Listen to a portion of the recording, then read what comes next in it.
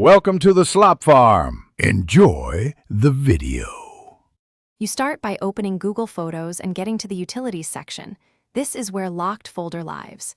Make sure your app is updated because older versions may not show the feature. Once done, unlock your phone with your PIN or fingerprint so Photos can authenticate you. Tap Library, then Utilities. You should see Locked Folder listed there. If it isn't visible, check app permissions for storage and biometric access and relaunch the app so the option appears. Now you select the items you want protected. Long press a photo to start selecting multiple images and videos, then tap the three-dot menu and choose Move to Locked Folder. You'll be asked to confirm with your device PIN or biometrics.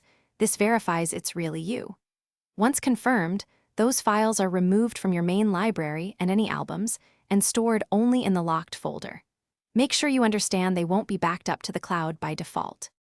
To access or manage your locked content, go back to Library, then Utilities, and open Locked Folder. You'll authenticate every time for security.